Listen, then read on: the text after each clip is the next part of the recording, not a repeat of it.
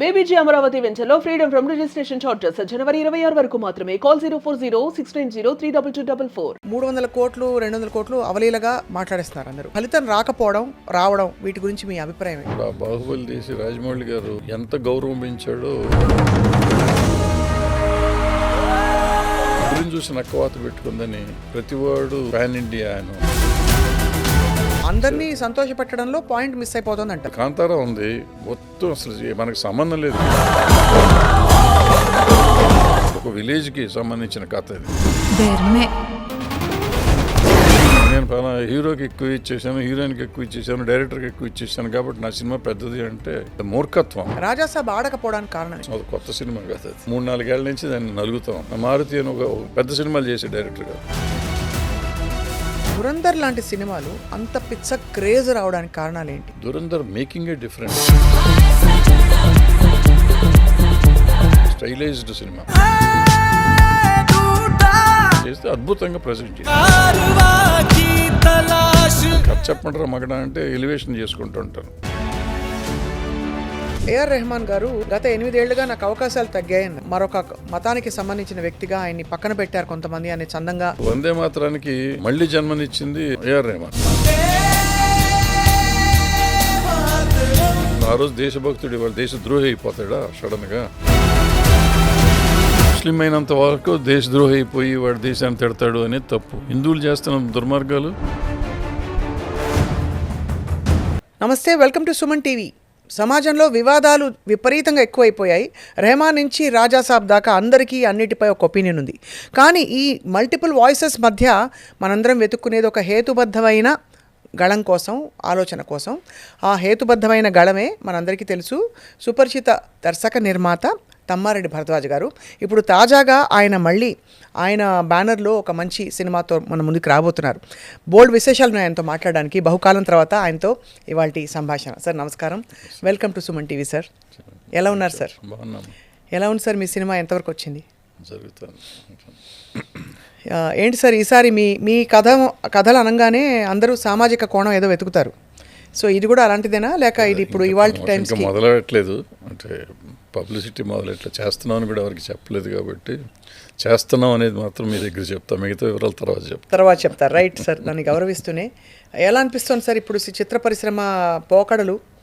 ఎప్పుడు మీరు ఏ ఇష్యూ వచ్చినా మీరు ఇదివరకు గట్టిగా మాట్లాడేవారు, ఇప్పుడు కొంచెం తగ్గించారా, బిజీ అయిపోయారా అనే ఒక ఆలోచన కలుగుతుంది. ఒకటి బిజీ అయిపోయాను, రెండోది అనవసరం ఎవరు వింటారు, ఎవరి కోసం మాట్లాడుతున్నాం అనేది ఒక్కోసారి డౌట్ వస్తూ ఉంటుంది.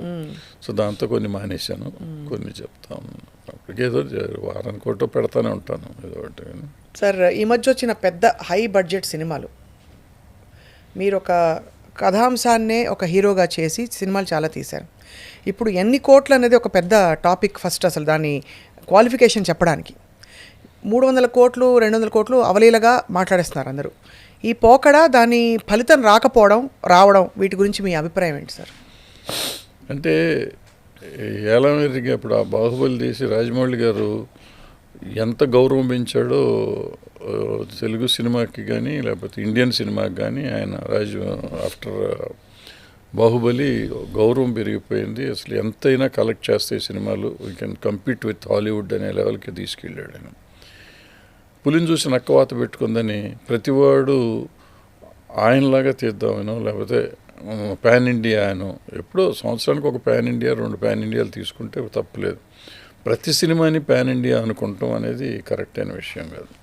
సో దాంతో ఏమవుతుంది, ఈ పెద్ద సినిమాలు అంటున్నారు. పెద్ద సినిమాలు అని చెప్పబడే సినిమాలు అన్నీ ఆర్టిస్ట్ రెమ్యునరేషన్లు లెక్కేసుకుంటే పెద్ద సినిమాలు తప్ప పెద్ద సినిమాలు కాదు.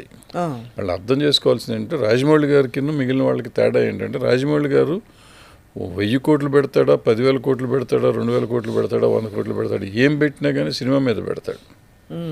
అంటే హార్డ్లీ 10 to 20% రెమ్యునరేషన్స్ ఉంటాయి దాంట్లో, మిగతాదంతా సినిమాల మీద ఉంటుంది. ఇక్కడ ఏంటంటే 80% రెమ్యునరేషన్స్, 20% సినిమా మీద పెడుతున్నారు. ఇది పెట్టి మేము ఆయనతో కంపీట్ చేస్తూ ఉంటున్నారు. ఆయన చేసే పద్ధతి వేరు, ఆయన సినిమా ఆలోచన వేరు, ఆయన మార్కెటింగ్ వేరు, ఆయన కన్సీవ్ చేసే కథా విధానం వేరు. సో ఆయనతో పోటీ పెట్టుకోవడం మనకు అనవసరం. ఇప్పుడు ఇప్పుడు ఫర్ ఎగ్జాంపుల్ అనిల్ రావిపూడి గారిని తీసుకున్నాం ఈ మధ్యకాలంలో, అంతకుముందు పూరి జగన్నాథ్ గారు, వీళ్ళు గబగబా సినిమాలు తీస్తున్నారు, ఆయన సక్సెస్ఫుల్ సినిమాలు తీశారు కదా. పాన్ ఇండియా అంటున్నారు, పాన్ ఇండియా అని చెప్పబడి తీస్తున్న సినిమాలతో కంపేర్ చేస్తే వీళ్ళ సినిమాలు అప్పుడు ఉన్న హయ్యెస్ట్ గ్రాసర్స్తో పాటు సమానంగా చేసినాయి. మొన్న పోయిన సంవత్సరం చేసిన ఆ సినిమా సంక్రాంతికి వస్తున్నాం 60 కోట్లకు తీశారు, 300 కోట్లు చేసేది అది కూడా. ఇప్పుడు చిరంజీవి గారితో ఏదో సినిమా చేశాడు, మణిశంకర్ వరప్రసాద్, అది మళ్ళీ ఎట్టాగే చేస్తాను. సో మనం పాన్ ఇండియాని పరిగెత్తడం కాకుండా మన సినిమా మనం తీసుకుంటే, ఈవెన్ ఇది ట్రెండ్ అన్ని చోట్ల ఉంది. ఇప్పుడు దురంధర్ ఉంది, అక్కడ దురంధర్ సిఆర్ఓనో ఇంకోటి ఏదో వచ్చింది, అంతకుముందు ఏదో వచ్చినాయి, అన్నీ హిందీలో కూడా మీకు వాళ్ళ కోసం తీసిన సినిమాలు అన్నీ మన కోసం డబ్బింగులతో కలిపి అనేది రావట్లేదు. అందరినీ సంతోషపెట్టడంలో పాయింట్ మిస్ అయిపోతుంది అంటారు. అంటే మన నేటివిటీ ఇప్పుడు కాంతారా ఉంది, మొత్తం అసలు మనకు సంబంధం లేదు, అద్భుతమైన సినిమా కాబట్టి భారతదేశంలో అన్ని లాంగ్వేజ్లోనూ చూశారు. ఇన్ఫాక్ట్ చాలా నేటివ్ అండ్ చాలా లోకల్. అది లోకల్, అసలు కన్నడానికే లోకల్. అది కన్నడంలో కూడా ఒక సెక్షన్, ఒక విలేజ్కి సంబంధించిన కథ. అది తెలియని అది దాన్ని తీసుకొచ్చి చూపిస్తే మనకు కొత్తగా అనిపించింది. సో అట్లా మన కల్చర్ని చూపిస్తే పెద్దది చేసుకోవడానికి ప్రయత్నం చేయాలి తప్ప, ఈ డబ్బులు ఎక్కువ ఇచ్చేసి నేను హీరోకి ఎక్కువ ఇచ్చేసాను, హీరోయిన్కి ఎక్కువ ఇచ్చేసాను, డైరెక్టర్కి ఎక్కువ ఇచ్చేసాను కాబట్టి నా సినిమా పెద్దది అంటే మూర్ఖత్వం అన్నమాట. ఎందుకంటే ఫూలిష్నెస్ ఏమి ఉండదు. అయితే సార్, ఇప్పుడు మీ బద్దలు కొట్టి మాట్లాడితే రాజాసాబ్ ఆడకపోవడానికి కారణం ఏంటి? అంటే రాజాసాబ్ వరకు నేను విన్నది చెప్తున్నాను, నాకు తెలియదు. ఎందుకంటే మూడు సంవత్సరాల కథ కదా, కొత్త సినిమా కదా అది. రిలీజ్ కొత్త కానీ 3-4 ఏళ్ల నుంచి దాన్ని నలుగుతూ ఉంది. ఎవరో ప్రొడ్యూసర్ గారు మొదలెట్టినప్పుడు నేను విన్నది, అది నిజమో అబద్ధం నాకు తెలియదు. విన్నది ఏంటంటే ప్రభాస్ గారు ఈ పెద్ద సినిమాలు, పాన్ ఇండియా సినిమాలు అనే గొడవలో నుంచి ఒక చిన్న క్యూట్, రాధేశ్యామ్ కూడా అదే టైప్లో క్యూట్ లవ్ స్టోరీ చేద్దామని మొదలెట్టి దాన్ని అట్ట పెద్ద చేస్తే దెబ్బతిన్నారు. అక్కడ దెబ్బతిన్నాం కదా, ఇక్కడన్నా చేసి మారుతి అని ఒక మోస్తరు డైరెక్టర్ గారిని తీసుకుని, సక్సెస్ఫుల్ అయినా చిన్న పెద్ద సినిమాలు చేసే డైరెక్టర్ గారు, ఆయన తీసుకుంటే ఆయన క్యూట్ సినిమాలు తీశాడు. సో అలాంటి క్యూట్ సినిమా చేసుకుని ఒక చిన్న సినిమా చేసి మామూలు రేంజ్లో చేసి మన తెలుగులో కూడా చేద్దాం అనే ఉద్దేశంలో మొదలెట్టారని నేను విన్నాను. అది నిజమైతే మాత్రం అద్భుతమైన ఆలోచన ప్రభాస్ గారిది. మరి ఎందుకు చేయలేదో నాకు తెలియదు.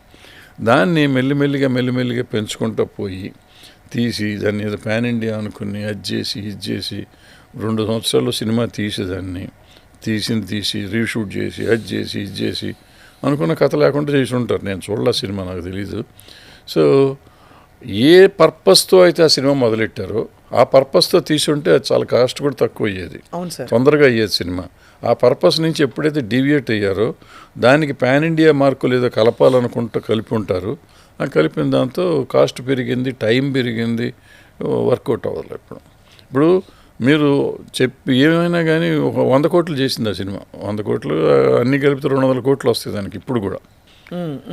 అంటే ఏమన్నా చెప్తే గతం చెప్తారు, పిచ్చి మాటలు మాట్లాడతారు అంటారు నన్ను. నా పాయింట్ ఏంటంటే రిషికేష్ ముఖర్జీ గారు, విశ్వనాథ్ గారు, ఇక్కడ విశ్వనాథ్ గారు, అక్కడ రిషికేష్ ముఖర్జీ గారు, అక్కడ బాలచంద్ర గారు, వీళ్ళు ముగ్గురు సినిమాలు తీసేవారు. వీళ్ళు ముగ్గురు టాప్ హీరోస్తో కూడా తీశారు. ఆయన అమితాబ్ బచ్చన్తో తీసేవాడు, అమితాబ్ బచ్చన్ నెంబర్ 1 అప్పుడు అమితాబ్ బచ్చన్ ధర్మేందర్ 1 అంటే ధర్మేందర్తో తీశారు. అట్లాగే విశ్వనాథ్ గారు ఇక్కడ కమల్ హాసన్ ఎవరుంటే వాళ్ళని పెట్టి తీశారు. ఆయన అయితే అసలు ప్రపంచంలో ఉన్న అందరు ఆర్టిస్టులను చేసి బాలచంద్ర గారు తీశారు. తీసి వాళ్ళ బడ్జెట్లో వాళ్ళు తీసేవారు సినిమాలు, తీసి సక్సెస్ఫుల్ సినిమాలు తీశారు.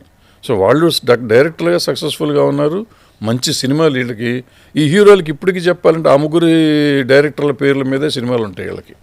సో డబ్బులు వచ్చిన సినిమాలు అయ్యాయి, మంచి సినిమాలు అయ్యాయి, హీరోలకి మెమరబుల్ ఫిలిమ్స్ కూడా అయ్యాయి. సో ఇవాళ మన మెమరబుల్ ఫిలిం అనేది ఎవడు అసలు ఆలోచించలేదు. ఏ హీరోకి మెమరబుల్ ఫిలిం ఉంది? ఇవాళ ఆడేసి 1000 కోట్లు వచ్చిందా, 500 కోట్లు వచ్చిందా అంటారు, కానీ అది మెమరబుల్ ఫిలిమా కాదు అసలు. అంటే నెక్స్ట్ ఇవాళ రేపొద్దున అడిగితే ఆ సినిమా ఏంటో ఎవరికి తెలియదు, కథ ఏంటో ఎవరికి తెలియదు. ఇప్పుడు పాత సినిమాలు కథలు అడిగితే ఎవరేం చెప్తారు ఇవాళ కూడా. సార్, కానీ ధురంధర్ లాంటి సినిమాలు అంత పిచ్చ క్రేజ్ రావడానికి కారణాలు ఏంటి? అంటే ఆ నేషనలిజం అనే ఒక దేశభక్తి, ఒక జాతీయతా భావం అది కలగజేస్తున్న సినిమాలే ఆడుతున్నాయి అనుకోవాలా? లేదు పురాణాలు, ఈ మన రివైవలిజం, ఎప్పుడైతే మన పురాణాల్లోని కొన్ని రహస్యాలు, ఋషులు చెప్పిన విషయాలు అని చెప్పబడే వాటి ఇతివృత్తంగా ఉండే సినిమాలు ఆడుతున్నాయని చెప్పచ్చా? ఇప్పుడున్న వైబ్ అదేనా అని అడుగుతున్నాం. అది కాదు, అంటే కొంతవరకు ఉంది అది. అంటే నేషనలిజం అని కానీ లేకపోతే మతం సనాతనం అని అయ్యని చెప్పి తీసుకొచ్చి కొంతవరకు డైవర్ట్ చేసిన మాట నిజమే, కొంతవరకు అటువంటి సినిమాలు ఆడుతున్న మాట కూడా నిజమే కొంతవరకు. బట్ దురంధర్ దగ్గరికి వచ్చేటప్పటికి it's not that. Dhurandhar making a different. Dhurandhar ఒక స్టైలైజ్డ్ సినిమా. బట్ అన్ఫార్చునేట్గా దాన్ని ఏం చేశారంటే దాన్ని కూడా పొలిటికలైజ్ చేసుకుని దాన్ని వాడుకునే వాళ్ళు వాడుకుంటున్నారు. దాంట్లో ఏ రకంగానూ పొలిటికల్ సినిమా కాదు. ఆ టైంకి కాబట్టి అది ఏదో చూపించుంటారు వాళ్ళు. చూపించింది అతనికి అడ్వాంటేజ్ అయ్యి ఉండొచ్చు, ఈ ఇప్పుడున్న గవర్నమెంట్కి ప్రో గవర్నమెంట్ లాగా ఉండి ఉండొచ్చు. బట్ విషయం ఒకటి ఏంటంటే ఒక జరిగిన కథ అది, ఈయనది కాదు, హీరోది జరిగిన కథ కాదు, మిగతా అన్ని క్యారెక్టర్స్ జరిగిన కథ.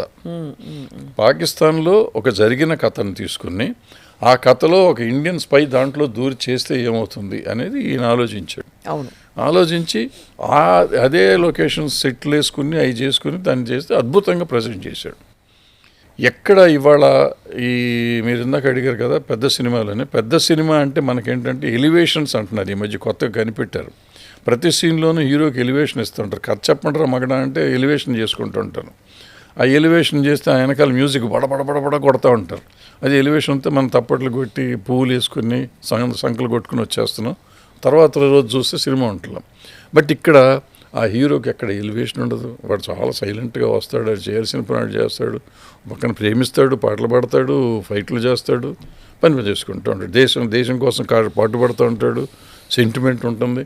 ప్రతి పాయింట్ కరెక్ట్గా టచ్ చేశాడు. ఆ చేసేటప్పటికి దాన్ని ఉంది దొరికిందే సొంత కదా అని కొంతమంది భుజాన్ని వేసుకుని దేశం వాళ్ళు చేశారు మా వాళ్ళు బాగుబో చేశారని వీళ్ళు చెప్పుకునే దట్ చేస్తుంది తప్ప యాక్చువల్గా దాన్ని ఎవరికాళ్ళు ఓన్ చేసుకుంటానికి ట్రై చేశారు తప్ప దాంట్లో ఉద్దేశం అయితే నాకు తెలిసి లేదు.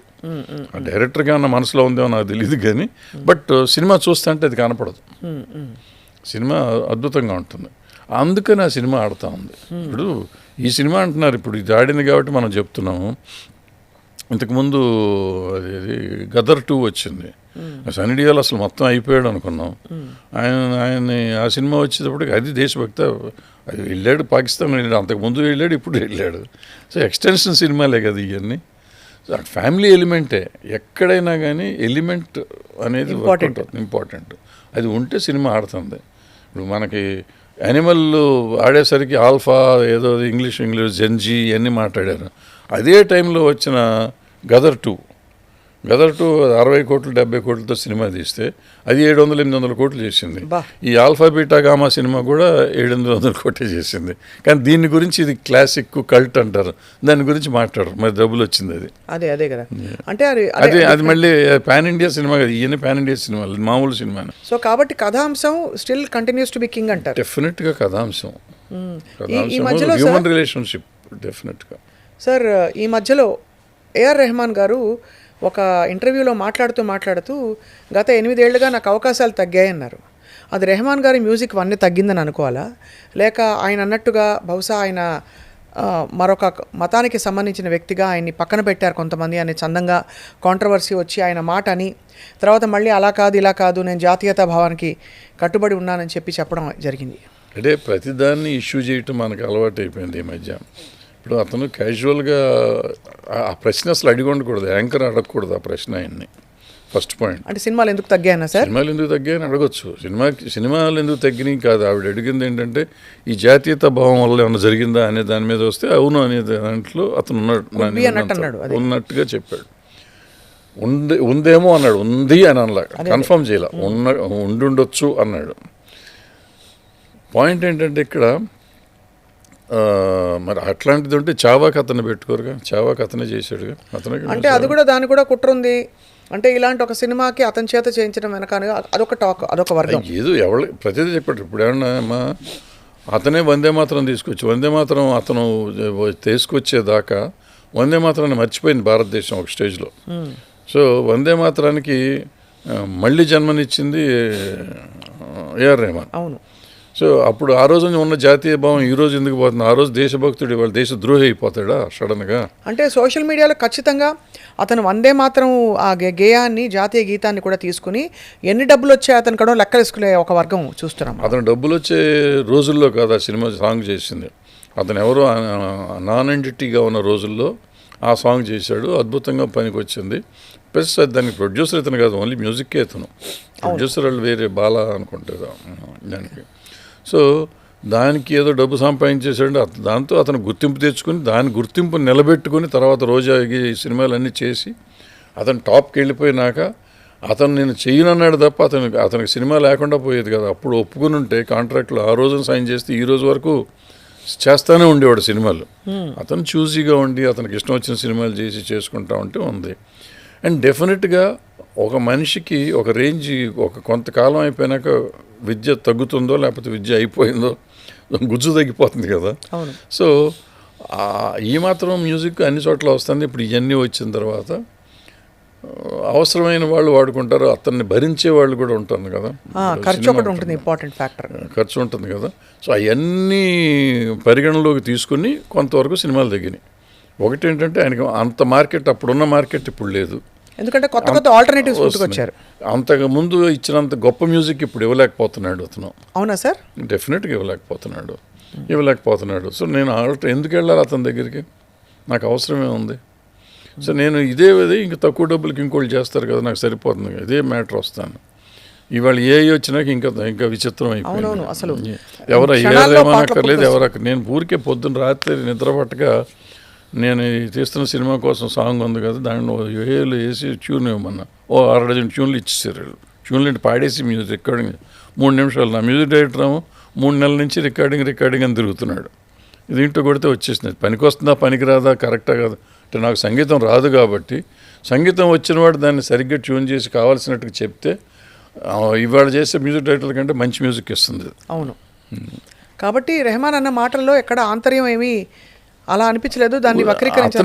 అతనే కాదు ఎవరు మాట్లాడినా ఇప్పుడు నాకు మన దేశంలో పుట్టి మన దేశం ఉన్నాక ప్రతి భారతీయుడు వాడు ముస్లిం అవ్వచ్చు, హిందూ అవ్వచ్చు, క్రిస్టియన్ అవ్వచ్చు, ఇంకోళ్ళు అవ్వచ్చు, వాళ్ళు దేశ ద్రోహం ఎందుకు చేస్తారు? దేశద్రోహులు అందరూ చేస్తారు.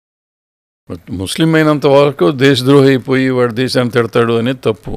మరి మనవాళ్ళు చేస్తున్నాయి, హిందువులు చేస్తున్న దుర్మార్గాలు. వీళ్ళు రేపులు చేస్తారు, స్మగ్లింగులు చేస్తారు. స్మగ్లింగ్ అంటే దేశద్రోహం కదా, రేపులు దేశద్రోహం కదా, హత్యలు దేశద్రోహం కదా. వీళ్ళు ఏం చేయట్లేదా? మనంతా సనాతన ధర్మం. నిన్న చివరికి ఏంటి యాంకర్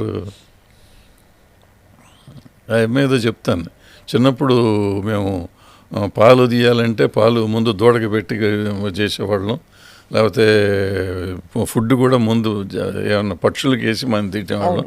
ధర్మం అంటే అది. బట్టలు వేసుకోవటమే ధర్మం. బట్టలు మాత్రం ధర్మం, మిగిలినట్టుగా ధర్మాలు లేవా? ధర్మాలన్నీ వదిలేశారు, కేవలం ఆడవాళ్ళ బట్టలకి మాత్రమే ధర్మాలు అని చాలా బాగా చెప్పింది. ఆ అమ్మాయి చెప్తుందని నేనైతే ఎక్స్పెక్ట్ చేయాలి, అంత బాగా చెప్పింది ఆ అమ్మాయి. సో అట్లా మన అవసరానికి వాడుకుంటున్నాం. ఆ అమ్మాయిని ఎగ్జాంపుల్ తీసుకుంటే మన అవసరానికి ఎలా వాడుకుంటున్నాం మనం అనేది ఆ అమ్మాయికి కూడా తోసేదేవుల్లో ఉన్నాక మనం అర్థం చేసుకోలేకపోతే ఎట్లా?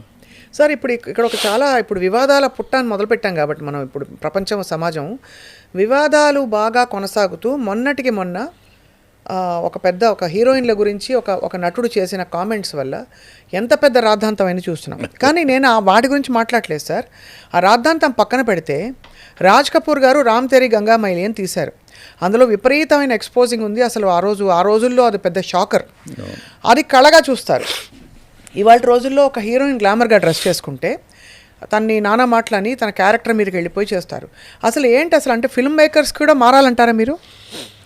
ఫిల్మ్ మేకర్స్ మారాల్సిన అవసరం ఉంది. ఇప్పుడు ఫిల్మ్ మేకర్స్ ఇవాళ నేను నా చిన్నప్పుడు కాదు మామూలుగా నేను అనుకుంటూ ఉంటాను, ఈ సినిమాల్లో షార్ట్స్ చేస్తారు, ఆడపిల్లలకి వేసి తిప్పుతూ ఉంటారు, ఇది అట్టేస్తారు దరిద్రులు, ఇంత దరిద్రంగా చేస్తారేంటి అది ఇది అనుకుని ఇటు హైటెక్ సిటీ వెళ్తే అక్కడ ఆడపిల్లలు ఆఫీస్కి ఆర్డర్ వస్తున్నారు, ఆ రోడ్డు నెంబర్ తిరుగుతూనే ఉన్నారు. అట్లా మరి లైఫ్లో వాళ్ళు వాడుతున్న దాన్ని మనం కాదని అలా వాళ్ళని చూసి మనం చేస్తున్నాం, మనం చూసి వాళ్ళు చేస్తున్నారంటే వాళ్ళు ఇంకోళ్ళు వెస్టర్న్ ఏదో సినిమాలు చూసి చేస్తున్నారు.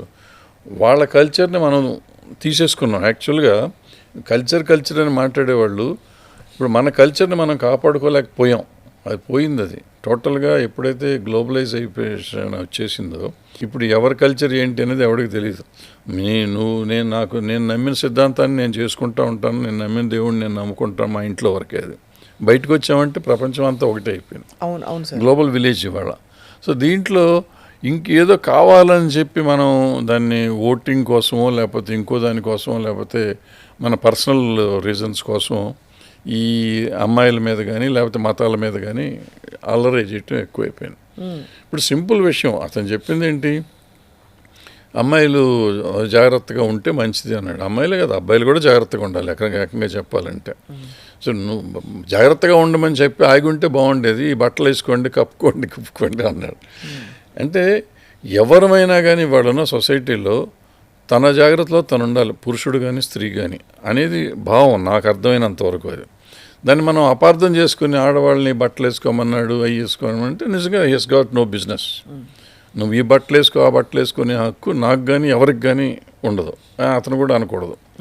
బట్ మనం అందరం జాగ్రత్తగా ఉండాలి. ఇవాళ బయటికి వెళ్తే ఇంట్లోంచి బయటకు వస్తే ఇంటికి తిరిగి వచ్చేదాకా తల్లిదండ్రులకు భయమే, పిల్లలు బయటకు వస్తే ఆ జాగ్రత్తలు కదా, ఇవన్నీ జాగ్రత్తగా ఉండాలి కదా. జరిగే క్రైమ్స్ అన్నీ మనకి బట్టల వల్ల జరగట్లేదు కదా, జరగట్లా. ఇప్పుడు బట్టలే అనుకుంటే బట్టలే ఎక్స్పోజర్ అనుకుంటే పాపం 9 ఏళ్ల పిల్లని 6 నెలల పిల్లల్ని కూడా రేప్ చేసి వస్తున్నారు కదా వీళ్ళు.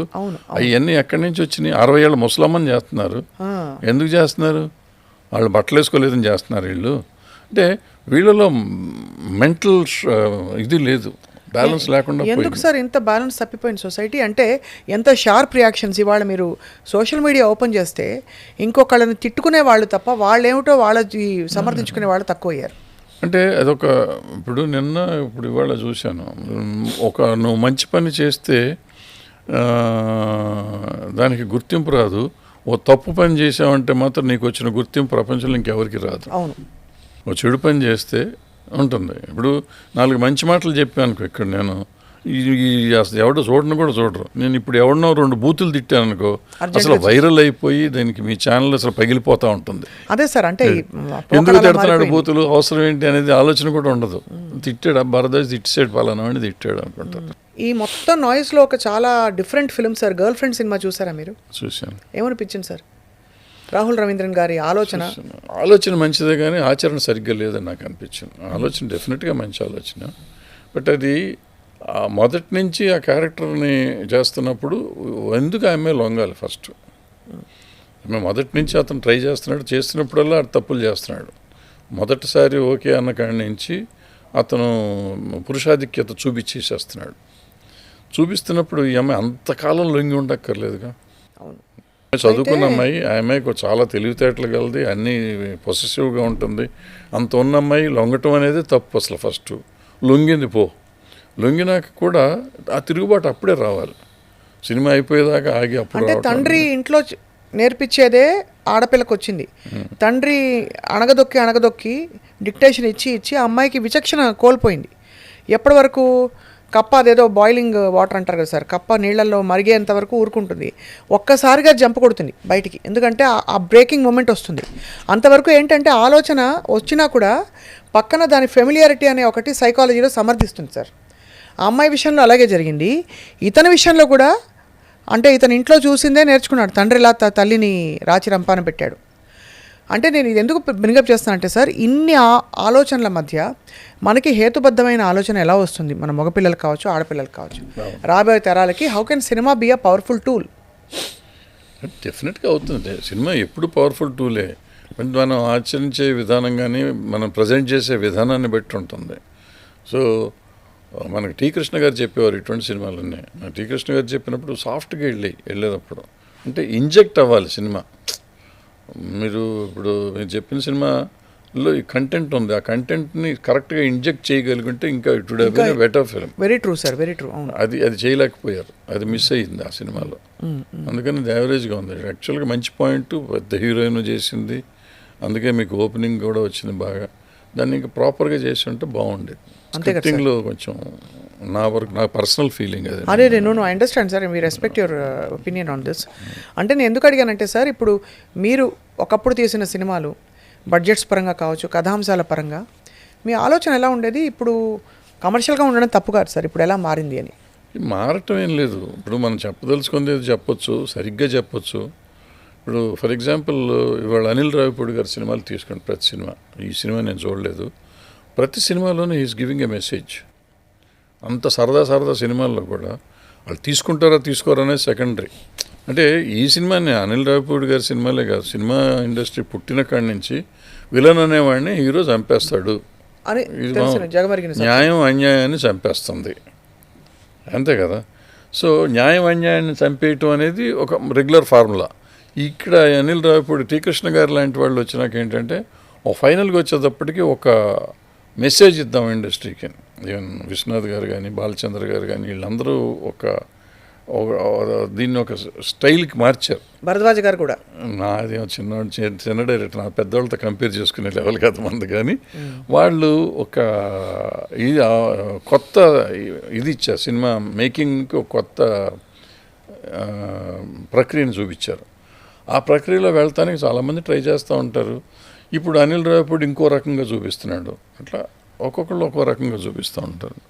బట్ కొంతమంది ఏంటంటే హింసనే తీసుకుని దాన్ని వెలివేట్ చేసుకుని వాళ్ళు డబ్బులు సంపాదించుకునే వాళ్ళు సంపాదిస్తారు. వాళ్ళు అంటే ఇవాళ ప్రపంచంలో ఎంత నెగిటివిటీ పెరిగిందంటే ఆ నెగిటివిటీని క్యాష్ చేసుకుంటానికి సినిమాలు కొన్ని వస్తున్నాయి. ఆ వచ్చిన సినిమాలతో ఈ నెగిటివిటీ పెరిగి ఇప్పుడు జరిగిన తప్పుడు పనులు జరుగుతానికి అవకాశాలు ఎక్కువ ఉంటాయి. సో దాన్ని పాజిటివ్గా చేయడానికి ఇప్పుడు ప్రపంచంలో దేశంలో ఉన్న తప్పునే తప్పుగా చూపించడం, కానీ తప్పు ఎందుకు చేస్తున్నారు, ఈ తప్పు చేయొద్దురా, చేస్తే ఇదిరా అని చెప్పగలిగే సడట్టు ఉండాలి, కానీ ఈ తప్పులు ఇంకా చేయండి అని చెప్తే తప్పు. అది ఎంతవరకు వెళ్ళిందంటే సార్ విషయం, మీరు అన్నట్టు నెగిటివిటీ ఎంత తొందరగా. రెహమాన్ గారి తల్లిగారట ఒకనొక లిరిసిస్ట్ వాళ్ళ ఇంటికి వస్తే, అతను కుంకుమ తిలకం పెట్టుకొస్తే, బొట్టు పెట్టుకొస్తే బొట్టు తీసేసి లోపలికి రాందిట. అలా చెప్పే వ్యక్తి అయితే అతను అసలు ఈ సినిమాలు చేయొద్దు, ఫలానా వాళ్ళతో వర్క్ చేయొద్దని చెప్పేది. కానీ ఒకవేళ అలాంటిది నిజమైతే, అంటే ఇది కూడా ఒక డబ్బా కట్టి మరి దానికి ఒక వివరణ ఇచ్చి రాసి దాన్ని ఏం జరిగిందో ఏం జరగకుండా తెలుసుకోకుండా యాక్చువల్గా ఏం జరిగిందో దీన్ని ప్రచారం చేస్తున్నారు. ఈ ప్రచారం ఊపందుకుని ఇంకో 10 మంది వచ్చి తిడతారు. ఇలా తయారైంది సార్ సమాజం. ఇప్పుడు అయిపోయింది. ఇప్పుడు గాంధీ నెహ్రూలు ముస్లిమ్స్ అంటున్నారు, మనం ఏం చెప్తాం దానికి?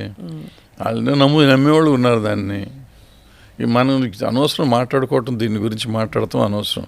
అంటే నెగిటివిటీని మనం ఎక్కిస్తానికి మనం ఎవరినైనా, ఇప్పుడు ఆయన ఫాదర్ ఆఫ్ ది నేషన్ అంటారు గాంధీ గారిని, అట్లీస్ట్ దానికన్నా రెస్పెక్ట్ ఇవ్వాలి. అతను దుర్మార్గుడు అనే పరిస్థితికి తీసుకొచ్చారు.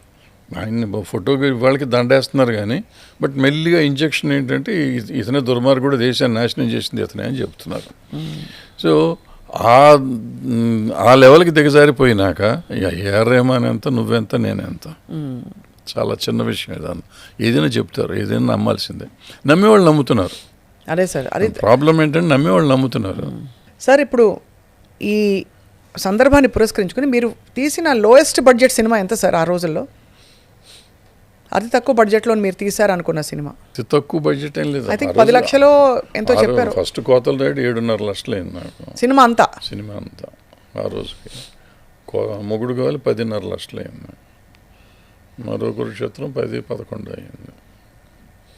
అప్పటి నుంచి ఇప్పటి వరకు ఇప్పుడు బహుశా ఇప్పుడు 3 కోట్లు 4 కోట్లు అనుకుంటే కూడా 5 కోట్లు 5-6 కోట్లు 5-6 కోట్లు అంటే కూడా ఒక బడ్జెట్, ఒక ఇది ఉంది. అంటే కథ మీరు అన్నట్టు రాజమౌళి గారు చెప్పిన విషయం, కథతో పాటు ఆ గ్రాండియర్ సినిమా ప్రొడక్షన్ ఖర్చుకి ఇవ్వడం వేరు, కేవలం ఆ నంబర్స్ పెట్టుకోవడానికి ఒక పెద్ద హీరోకి బోల్ డబ్బులు ఇచ్చేసి ఒక సాధారణ సినిమా తీయడం. సాధారణ సినిమా రాజమౌళి గారు తీసిన రోజులు తీయటం, మళ్ళీ అది ఉండాలి, ఆయనతో పోటీ పడాలి కదా. ఆయన 300 రోజులు తీస్తే నేను 300 రోజులు తీయాలి. ఎందుకు తీస్తున్నా అనే సంబంధం ఉండదు, ఏం తీస్తున్నా అనే సంబంధం ఉండదు. 300 రోజులు తీశాను, రాజమౌళి అయినా తీసేది 300, నేను తీస్తాను కదా. అల్టిమేట్గా రిజల్ట్ ఏంటి? రాజమౌళి సినిమా రిజల్ట్ ఏంటి, నీ సినిమా రిజల్ట్ ఏంటి అని ఎవరు చూడట్లేదు. అంతే కదా సార్, చూడట్లేదు.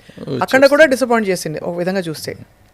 అంటే అఖండ ఫస్ట్ ఆడినప్పుడు చాలా బాగుంది, బాలకృష్ణ గారికి అన్నీ చెల్లిపోతాయి, ఆయన ఏం చేసినా ఒక స్టైల్, అయినా కూడా డిసప్పాయింట్ అయింది సార్ ప్రపంచం. నేను చూడలేదు. సో మొత్తానికి నేను ఈ మధ్యకాలంలో సినిమాలు చూస్తాను భయపడుతున్నాను. అంతకుముందు ఎవ్రీడే 2-3 సినిమాలు చూసేవాడిని. ఈ ఓటీటీలో కూడా పెద్దగా చూడలేకపోతున్నాను. థియేటర్కి వెళ్ళి చూసేవాడిని. ఇవాళ థియేటర్ భరించే పరిస్థితి లేదు. టికెట్ రేట్ పెంచుతారు కొత్త సినిమా పెద్ద సినిమాలకి అన్నిటికీ చిన్న సినిమాలకు కూడా పెంచుతున్నారు. రాజా సాబ్ సార్ నేను వెళ్ళాను 550 రూపాయలు టికెట్. 550 రూపాయలు పెట్టి నేను కొనలేను సినిమా. ఎందుకంటే వెళ్తాం రావటం కారు పెట్రోలు అక్కడ పార్కింగ్ లేదనుకో. ఇప్పుడు కాఫీ టీయో తాగాలంటే 200-300 అవుతుంది. అన్న పాప్కార్న్ తిందామని కోరిక కలిగిందంటే 500-600 పోతుంది. 1000 రూపాయల పైన అవుతుంది. నేను 3 సినిమాలు చూడాలి, వెళ్తే 3 సినిమాలు చూడాలి. నేను 3 సినిమాలు అంటే 3000 ఫుడ్కి ఎక్కడన్నా మళ్ళీ బయట చేస్తే అది 500-600, 4000 5000 అయిపోతుంది రోజు వెళ్తే బయట. అంత భరించలేని శక్తి లేదు కదా కాబట్టి నేను మానేసాను, మొత్తమే మానేసారు. ఎనీవే మానేయటం కాదు, ఐ కెనాట్ ఎఫర్ట్ వెళ్ళట్లా, అంత సింపుల్. అట్ దట్ మానేశాను కదా. మీరే ఆ మాట అంటే సార్ సామాన్యుల పరిస్థితి ఏంటని. నేను అక్కడ దురంధర చూశాను, నేను అక్కడ భోపాల్లో చూసేసాను. అక్కడ బయటికి వెళ్ళినప్పుడు చూస్తానే ఉంటా సినిమాలు. భోపాల్లో చూసారు సార్, ఎంత పడింది టికెట్? 300 రూపాయలు. ఇక్కడ నేను నరసింహ చూసాను 150 రూపాయలు. 150 రూపాయలు యూ కెన్ అఫర్డ్. 150 రూపాయల సినిమాలు ఉంటే 3 సినిమాలు చూడవచ్చు రోజు. అంతే కదా సార్. సో ఫైనల్లీ ఏదైనా థియేటర్స్లో ఈ టికెట్ రేటు సరే మనకు అఫోర్డబిలిటీ అనేది పర్లేదు, కానీ ఫుడ్ రేట్స్ 50% తగ్గిస్తే ఇంకా చాలా బాగుంటుంది. సినిమాలు నిలబడతాయి ఇంకో 15 ఏళ్ళు 20 ఏళ్ళు. ఇంత పాప్కార్న్ సార్ 725 రూపాయలు. అదే ఆ పాప్కార్న్ అవసరం లేదు, అంటే పెద్దది ఇంకా పెద్దది ఇంకా 300 రూపాయలకి అది ఇచ్చినా కూడా వాళ్ళకి మిగులుతుంది. వాళ్ళకి 300 రూపాయలకి మీరు చెప్పిన పాప్కార్న్ 700 రూపాయల పాప్కార్న్ 300కి ఇస్తే కూడా 250 రూపాయలు మిగులుతుంది. 50 రూపాయల పాప్కార్న్ తయారీకి, ఆ పాప్కార్న్ తయారీకి వాళ్ళకి అయ్యేది. సో 250 రూపాయలు మిగులుతుంది, దాంతో తృప్తి పడవచ్చు వాళ్ళు. అది కాకుండా 750 తీసుకుంటే 500, ఇంకా 500 మిగులుతుంది కదా. ఇంత ఏరేటెడ్ అదే మన డ్రింక్ ఉంటుంది కదా సార్, అది ఎంత మనకి 300 రూపాయలు. 300 అది బయట 10 రూపాయలు 20 రూపాయలు, దాన్ని అక్కడ 300 రూపాయలు. మంచినీళ్ళు అన్ఫార్చునేట్గా థియేటర్స్లో మంచినీళ్ళు కూడా పెడతలా. ఇంతకుముందు కుండ నీళ్లు కంపల్సరీ అనేవారు, ఇప్పుడు ఆ కుండ లేదు, నీళ్లు లేవు. వీళ్ళు మల్టీప్లెక్స్లో నొక్కితే తాగే నీళ్ళు ఇవి కూడా లేవు. పైగా మందులు తీసుకెళ్ళినా, దగ్గు మందు తీసుకెళ్ళినా కూడా చెక్ చేసి తీసి పడేస్తారు. అంటే అలా ఉంది పరిస్థితి. సో మొత్తానికి సార్ దేశం చాలా క్లిష్ట పరిస్థితిలో ఉంది. నూతన్ ప్రసాద్ గారి డైలాగ్ గుర్తొస్తుంది ఇప్పుడు. అవును, చాలా.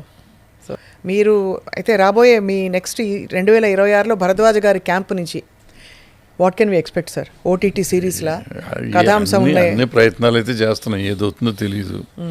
బట్ అవన్నీ బాధలు వదిలిపెడితే సార్ మన పర్సనల్ది ఏముంది, కానీ ఇండస్ట్రీకి మాత్రం మంచి జరిగింది లాస్ట్ ఇయర్ కానీ ఈ ఇయర్ కానీ. మనం సినిమా ఇండస్ట్రీలో ఉన్నాం కాబట్టి సినిమా ఇండస్ట్రీని గురించే మనం మాట్లాడుకోవాలి. జనవరిలో లాస్ట్ ఇయర్ ఎండింగ్లో రిలీజ్ అయిన సినిమాలు 4 సినిమాలు బాగా పే చేసినాయి. అది కాకుండా చిన్న సినిమాలు 2.5 కోట్లు 3 కోట్లలో తీసిన సినిమాలు సూపర్ హిట్లు అయినాయి పోయిన సంవత్సరం. లైక్ ఫర్ ఎగ్జాంపుల్ సార్ మనకి ఇది లిటిల్ హార్ట్స్ కానీ రాజు వెట్స్ రాంబాయి, ఈ 2 సినిమాలు విపరీతంగా చేసినాయి. ఒకటి 3.5 కోట్లు, ఒకటి 2.5 కోట్లు సినిమాలు అయ్యి కాస్ట్ ఆఫ్ ప్రొడక్షన్. సో ఆ తర్వాత ఇయర్ ఎండింగ్లో రిలీజ్ అయిన డిసెంబర్ 25న రిలీజ్ అయిన 4 సినిమాలు బాగా చేసినాయి. ఈషా 5 కోట్ల సినిమా, అది 10-15 కోట్లు చేసింది. సంబాల 10 కోట్ల సినిమా, అది 20 కోట్లు చేస్తుంది. దండోరా 3-4 కోట్ల సినిమా, అది కూడా 5-6 కోట్లు చేస్తుంది. మన రోషన్ సినిమా ఉంది ఛాంపియన్, అది బాగా, అది 15-20 కోట్లు చేస్తుంది. కాస్ట్ ఆఫ్ ప్రొడక్షన్ ఎక్కువైనా బట్ కవర్ అయిపోయి అందరూ ప్రాఫిట్లోకి వస్తారు అన్ని సినిమాలు. సో అది ఇయర్ ఎండింగ్లో మంచి జరిగింది. ఆ ఇయర్లో ఆ 2 సినిమాలు ఇందాక చెప్పాను, బాగా చిన్న సినిమాలు విపరీతంగా పే చేసినాయి. సో ఒక చిన్న సినిమాలు తీయటానికి ఈ పెద్దవాళ్ళకి ఇంకోటి చెప్పాలి, సోకాల్డ్ ఇందాక పాన్ ఇండియా సినిమాలు ఆల్మోస్ట్ అన్నీ పోయినాయి. నాకు గుర్తుండి ఏది ఆడి అసలు పెద్ద పాన్ ఇండియా సినిమా ఆడినట్టు గుర్తులేదు పోయిన సంవత్సరం ఆడిన దాంట్లో ఒకటే పాన్ ఇండియా కాని సినిమా బాగా ఆడింది ఈ సంక్రాంతికి వస్తున్నాం. మిరాయి ఒకటి ఆడింది, మిరాయి ఒకటి బాగా ఆడింది. సో ఇంకేమన్నా 2-3 ఉన్నాయో మిస్ అయినాయి, నాకు గుర్తు రాలేదు ఇంకా. సో మిగిలిన సినిమాలన్నీ అట్ట వచ్చినాయి. ఈ సంవత్సరం పండక్కి అసలు పెద్ద సినిమా, ఫర్ ఎగ్జాంపుల్ రాజాసాబ్ లాంటి సినిమా వస్తే అసలు ఏ థియేటర్ ఖాళీ లేకుండా అన్ని థియేటర్లు ఆయన, ఎందుకంటే ప్రభాస్ క్రేజ్ కాబట్టి అన్ని థియేటర్లు వేస్తారు. ఇవాళ ఏం చేశారు, అది వేసి 2 రోజులు ముందు వేసేసి నెక్స్ట్ తీసుకొచ్చి చిరంజీవి గారి సినిమాకి వేసి 2 రోజులు గ్యాప్ ఇచ్చి మిగిలిన 3 సినిమాలు వేశారు. వేసేసరికి అన్ని సినిమాలు ఎరగదీసేస్తున్నాయి. రాజాసాబు లెవెల్కి రాజాసాబు ఖర్చు పెట్టింది వాళ్ళ ఇష్టం, వాళ్ళు పెట్టి కాస్ట్ ఫెయిల్యూర్ కానీ క్యాష్ ఫెయిల్యూర్ కాదు అది. ప్రభాస్ గారికి ఏ ఫరక్ పడదు అయితే ఆయనకేం ఫరక్ పడదు, ఆయన డబ్బులు ఆయన తీసుకున్నాడు ప్రొడ్యూసర్కి. అంటే ఆయనకి అంటే ఇప్పుడు రాబోయే రోజుల్లో అస్సలు ఏం zero. పడదు, ఆయన మీద ఇంపాక్ట్ ఉంటుంది. మారుతి గారి మీద ఉంటుందా సార్? ఏముంటుంది, ఎందుకుంటుంది, ఆయన డబ్బులు ఆయన తీసుకున్నాడు, ఆయన చేస్తాడు. ఇప్పుడు హీజ్ ఎ క్రియేటర్. మారుతి కూడా తను అవును సార్, నాకైతే నచ్చింది సార్ రాజా. తనకు తెలిసిన సినిమాలు తను చేసుకోగలడు. రాజాసాబ్ పోయినంత లోపల ఆయన ఏం లేదు. అతని ఫ్యాక్టరీ అతను పెట్టుకుంటాడు, చిన్న సినిమాలు ప్రొడ్యూస్ చేస్తూ ఉంటాడు, సమర్పిస్తూ ఉంటాడు, ప్రొడక్షన్ చేస్తాడు, సొంత డైరెక్షన్ చేసుకుంటాడు. ఆయనకేం పోయేదేం లేదు, ఎవరికేం పోదు. ప్రొడ్యూసర్ గారే కొంచెం నష్టపోతాడు, అదే స్వల్పంగా. పీపుల్ మీడియా ఫ్యాక్టరీ కొంచెం పోతుంది. ఓవర్సీస్లో కూడా కలెక్షన్స్ వచ్చి ఉండవా సార్ మొత్తం అంతా కలిపి? ఎక్కడ రాదు, ఎక్కడొచ్చినా కానీ లాస్ సినిమా, లాస్ ఏంటుంది లాస్. ఏదైనా సార్ ఈ సంవత్సరం ఈ 4 సినిమాలు ఆడేసరికి అసలు 4 రీజనబుల్ సినిమాలు, ఈ పెద్ద పాన్ ఇండియా సినిమాలు కాదు. సో ఒక మెసేజ్ వెళ్తుంది ఏంటంటే, కొంచెం కథ, కొంచెం మామూలు ఫ్యామిలీ ఓరియంటెడ్ సినిమాలు అయితే సినిమాలు చూస్తారు ఈ ప్రజలు. మీరు పాన్ ఇండియా అని పిచ్చి సినిమాలు తీయటం మానేయండి అని ప్రజలు మెసేజ్ ఇచ్చారని నేను అనుకుంటున్నా. అది నిజమని నమ్మితే వాళ్ళు తీస్తారు, మంచి సినిమాలు తీసుకొని చూపిస్తారు మనకి, లేదంటే వాళ్ళ కర్మ. తప్పకుండా సార్. ఐ థింక్ ఈ సంవత్సరం అందరికీ బాగుండాలి, అందరూ బాగుండాలి, అందులో మనం ఉండాలి. ఈ సంవత్సరం నుంచి అంటే ఇక్కడి నుంచి ఇంకా 2-3 ఏళ్ళు 4 ఏళ్ళు జరిగేటప్పటికి ఇప్పుడున్న బిగ్గెస్ట్ స్టార్స్ అందరూ తగ్గుతారు నా ఉద్దేశంలో. వాళ్ళు కొంచెం ఇప్పుడు మనకి ఇప్పుడు ఆల్రెడీ 4 వింటేజ్ స్టార్, వాళ్ళని వింటేజ్ హీరోలు అని వాళ్ళే పెట్టుకుంటున్నారు, యాడ్లు వేస్తున్నారు వింటేజ్ హీరోలు. అట్లా వీళ్ళు వింటేజ్ హీరోలు అవుతారు ఇప్పుడున్నాడు 4 ఏళ్ళు అయితే. ఇప్పుడున్న యంగ్స్టర్స్ వస్తారు కదా, వీళ్ళందరూ మళ్ళీ అప్పుడు రేంజ్ పెరుగుతుంది. సబ్జెక్ట్ కండిషన్, వాళ్ళ యాటిట్యూడ్ ఒకటి మారాలి, ఫిలిమ్స్ సెలెక్షన్ మారాలి, చేస్తే డెఫినెట్గా వీళ్ళు భవిష్యత్తులో ఉంటారు. అండ్ ఇంకొక కొత్త విషయం ఏంటంటే, నాకు ఊరికి ఆలోచిస్తుంటే వచ్చింది, ఈ సినిమాలంతా ఫ్యామిలీస్లో నుంచే వస్తారన్నారు. ఇప్పుడు విజయ్ దేవరకొండ కానీ, నవీన్ పోలిశెట్టి కానీ, కిరణ్ అబ్బవరం కానీ, అడ్విశేష్ కానీ, వీళ్ళ ఎవరికి బ్యాక్గ్రౌండ్ లేవు. వీళ్ళంతా బ్యాక్గ్రౌండ్ లేకుండా వీళ్ళందరూ వచ్చి వాళ్ళు నిలబడి ఆల్మోస్ట్ నెంబర్ 1 స్టార్లు, అంటే నెంబర్ 1 కాదు కానీ మార్కెట్లో ఫుల్ సేలబుల్ స్టార్స్ కింద ఉన్నారు. సో అనవసరంగా వీళ్ళందరూ ఏదో చెప్తూ ఉంటారు, వాళ్ళు లేదు వీళ్ళు లేదు అంట, అనేది కరెక్ట్ కాదు. అట్లాగే తెలుగు వాళ్ళనే రానివ్వరు అంటారు. తెలుగు వాళ్ళు అమ్మాయిలు పర్టికులర్గా, తెలుగు అమ్మాయిలు వాళ్ళు శ్రీలీల టాప్ తెలుగులో వచ్చి హిందీలో కూడా టాప్కి వెళ్ళిపోయింది. మన దగ్గర ఉన్న ఇప్పుడు ఒక 15-20 మంది అమ్మాయిలు నాకు తెలిసిన తెలుగు అమ్మాయిలు ఉన్నారు. ఎందుకు రావట్లేదని వాళ్ళు ఆలోచించుకోవాలి. అనేది ఇండస్ట్రీని తిడతాం కాదు, ఇక్కడ మనం ఆలోచించుకోవాలి. ఇప్పుడు శ్రీలీల ఎట్ట వచ్చింది, మరి వీళ్ళు ఎందుకు రావట్లేదు, ఎక్కడ తప్పు ఉందనేది మనం తెలుసుకోవాలి. అంతే కదా, అది తెలుసుకుంటే బాగుంటుంది, ఇండస్ట్రీకి బాగుంటుంది.